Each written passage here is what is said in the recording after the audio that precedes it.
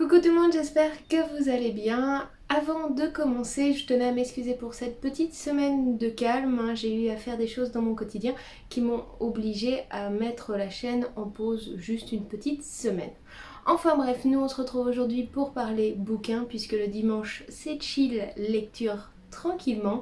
Et cette semaine j'ai envie de vous parler d'une trilogie que j'ai lue il n'y a pas très longtemps qui se nomme Le secret de Lomé. Donc voici comment se présente la trilogie. Le premier bouquin, le deuxième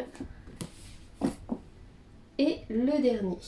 Donc ça reste quand même des bouquins assez conséquents, une petite trilogie qui raconte l'histoire complète de Lomé et je vais vous présenter rapidement son histoire. Donc comme d'habitude, avant de commencer, je vous présente de plus près la couverture que je trouve juste sublime, qui m'a clairement attirée, hein, la tranche qui est ainsi et l'arrière qui est très simple comme ça.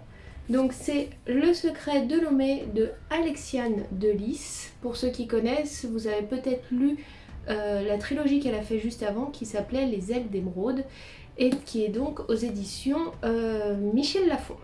Allez, je vous lis le résumé et je vous en parle juste après. Le secret de Lomé. Lomé mène une vie parfaite jusqu'au jour où, lors d'une excursion, elle tombe au fond d'une grotte et ressurgit dans une contrée inhospitalière et terriblement dangereuse. Baal Shanta. Dans ce nouveau monde peuplé de créatures extraordinaires, la jeune fille, qui a toujours obtenu tout ce qu'elle voulait, découvre une civilisation organisée en castes et se retrouve assimilée à celle des esclaves. Pour survivre et espérer rentrer chez elle, Lomé devra faire preuve d'une grande force de caractère et se battre. Heureusement, elle pourra compter sur le soutien d'alliés inattendus. Un destin à accomplir, un peuple à libérer.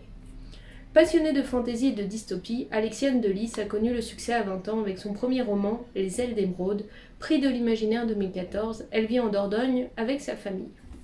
Donc vous l'aurez compris, une autrice française. Donc Le secret de Lomé, comme Les ailes d'émeraude, marche en trilogie. Vous avez 3 romans qui racontent son histoire. Le premier qui vous permet de découvrir autant le personnage principal que l'univers dans lequel elle va être transportée, sa nature et autres. Le deuxième vous racontera plus son épopée et la découverte d'une prophétie qui la concerne. Et le troisième, bien sûr, à l'accomplissement de cette prophétie, etc. etc. Le secret de Lomé et surtout l'univers dans lequel elle va être plongée est simplement magnifique. Baal Shanta est vraiment merveilleuse, on a envie d'y aller même si la plupart des créatures que croise Lomé ont juste une seule envie, la tuer, ce qui ne nous donne pas très envie. Mais les deux peuples qui sont donc sur cette planète-là, donc les humains dont fait partie Lomé, et une autre race un petit peu plus puissante qui ressemblerait à des hommes plus grands simplement et beaucoup plus forts et ayant des dons magiques, qui donc gardent en esclavage les humains dont ils ont conquis le territoire, on va dire. Le secret de Lomé, c'est très simple. À l'origine, vous êtes vraiment... elle grandit dans le sud de la France. Elle fait partie d'une famille quand même assez aisée. Son père s'est remarié avec une femme qui avait un enfant, donc elle se retrouve avec une demi-sœur qu'elle n'avait pas choisie, elles se détestent entre elles et se font des crasses à longueur de journée, mais ce n'est pas grave, puisque Lomé a tout ce qu'elle veut. Elle fait partie des gens les plus populaires de son lycée, elle est telle une reine dans son royaume et elle obtient tout ce qu'elle veut dès qu'elle le veut sans aucune difficulté.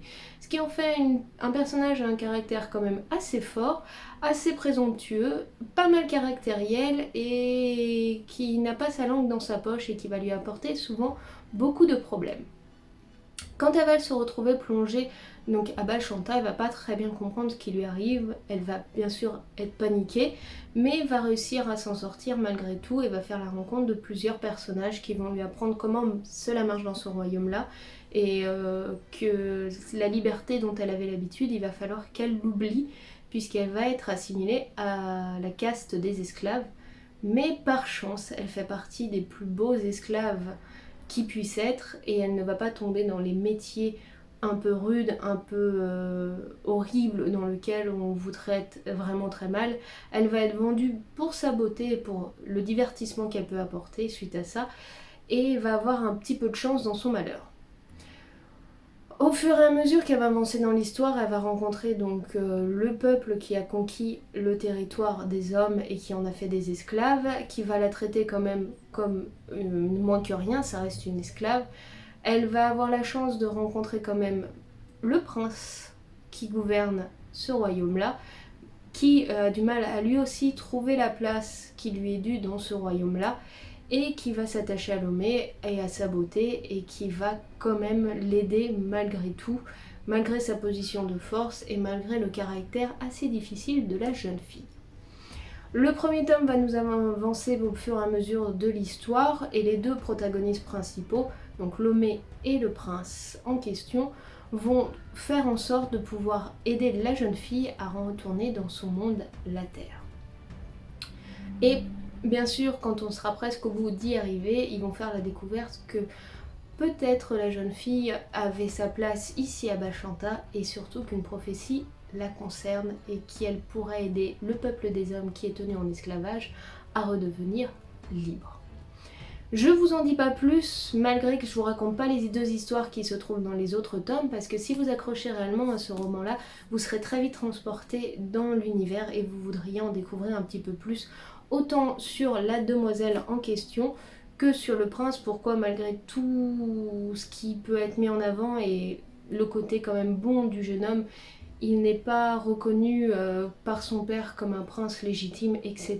etc. L'univers y est vraiment magnifique, vraiment Bashanta est juste sublime. Vous y êtes transporté par la description de tous les lieux et créatures qui puissent être. Vraiment, c'est très facile d'être au même endroit que Lomé au moment où elle y est, parce que tout nous y est décrit, jusqu'aux petites odeurs, aux sensations visuelles, à tout ce qu'elle voit, et c'est vraiment un enchantement. On a envie d'être avec elle à Bashanta, on a envie de visiter ces lieux tous autant magnifiques qu'ils sont, bien qu'ils soient tous différents, qu'on passe du désert aux glaces, au cœur d'un volcan. Enfin bref, l'univers y est tout juste sublime. Petit plus, on y rencontrera pas très longtemps mais des dragons, et moi je suis une fan inconditionnelle de ces créatures magiques. Si je devais quand même mettre un petit moins, et ce qui m'a pas fait plonger aussi dans sa première série Les Ailes d'Émeraude, c'est le personnage féminin principal, parce qu'on va quand même suivre Lomé, à la fois de sa manière dont elle pense et autres, et à la fois dans ses actions. Et la jeune fille se retrouve souvent à avoir des problèmes ou à maltraiter le jeune prince qui veut l'aider et qui va tomber éperdument amoureux d'elle. Alors que lui, il essaie de tout faire pour l'aider et qu'elle, elle est souvent dure et cruelle. Elle se met dans des situations difficiles d'elle-même, elle a un très mauvais caractère, elle est prétentieuse, orgueilleuse, elle se prend réellement comme quelqu'un de très important et considère que tout le monde devrait la traiter comme ça et que sa place d'esclave n'est pas due, etc. Elle n'a pas l'adaptation à son environnement, au contraire, elle va mettre beaucoup de temps à comprendre qu'elle ne peut pas continuer d'être la jeune fille qu'elle était sur Terre. Et vraiment, vraiment, elle m'a donné envie de lui mettre à longueur de temps des baffes, des baffes, des baffes. Heureusement que le personnage masculin qui est là un petit peu pour l'aider et la soutenir, malgré toutes les difficultés qu'il puisse avoir à lui aussi à côté, remonte un petit peu le niveau de Lomé, parce que vraiment le personnage principal est très très difficile à accepter, même si au fur et à mesure de son évolution dans les 3 romans, elle devient un petit peu plus touchante, un petit peu plus humaine. Elle est vraiment exécrable. Dans la réalité, c'est le genre de jeune fille que j'aurais fui à toute allure, tellement que vraiment c'est pas possible. Elle est reine du lycée et elle a tous les mauvais côtés qu'on puisse imaginer de ce genre de jeune fille là, et elle va les garder un certain temps parce que elle est maître d'une prophétie, une prophétie qui est très importante puisqu'elle est vouée à libérer son peuple de l'oppression, etc., qui vont toujours la mettre en valeur et toujours nourrir son orgueil et sa façon de se percevoir qui est quand même... Elle a une très très haute estime d'elle-même et par moments elle se met dans l'embarras parce qu'elle n'a pas sa langue dans sa poche, elle ne réfléchit pas à sa manière de dire les choses et elle apporte autant des problèmes à elle qu'aux gens qui vont tout faire pour essayer de l'aider. Voilà, c'est le seul gros bémol du livre. Vous me direz, c'est assez important parce que c'est le personnage principal, on va suivre que ce personnage-là. Mais croyez-moi que tout ce qui est à côté, que ce soit l'environnement, les autres protagonistes, les différentes aventures qui vont lui arriver ou autres, arrivent à atténuer un petit peu le côté tête à claque qu'a la jeune fille. Alors elle n'est pas du tout une jeune fille qui pleure sur elle-même, qui est égoïste ou quoi que ce soit. Elle est juste un petit peu beaucoup prétentieuse et imbue d'elle-même. Mais si ça vous dérange pas trop, vous devrez énormément apprécier cette trilogie. Donc comme je vous l'ai dit, ça reste un univers fantastique, magnifique, une très grande histoire d'amour parce que ça va être ça le point central quand même très rapidement du début de ce livre-là jusqu'à la fin du dernier livre. Des aventures et beaucoup de protagonistes à côté qui sont ou bons ou mauvais, qu'on apprécie ou qu'on n'apprécie pas, mais qui sont tous plus ou moins attachants et parfois des personnages secondaires que j'ai trouvé bien plus intéressants que les deux personnages principaux que l'on suit dans l'histoire. Donc un bel environnement, une belle histoire, bien ficelée, on ne s'ennuie pas du début à la fin, vous avez toujours des hauts et des bas qui font que vous suivez l'aventure au fur et à mesure sans jamais vous ennuyer et qui vaut vraiment le coup. Donc voilà, si vous aimez un petit peu ce genre-là, Le Secret de Lomé, petite trilogie, très sympathique, qui vous apporte du récit d'amour, de l'aventure et un monde fantastique qui est magnifique à découvrir. Voilà donc pour le petit bouquin, pour les 3 petits bouquins de la semaine. J'espère que si vous l'avez lu, n'hésitez pas à me le dire en commentaire. Si vous ne l'avez pas lu et que ça vous tente à me le dire aussi, ça me ferait très plaisir d'avoir vos retours plus tard sur cette lecture-là. Nous en attendant, on se retrouve très bientôt pour d'autres vidéos. Je vous souhaite une bonne soirée de dimanche et on se retrouve nous très bientôt. Bonne semaine à tous, bisous bisous.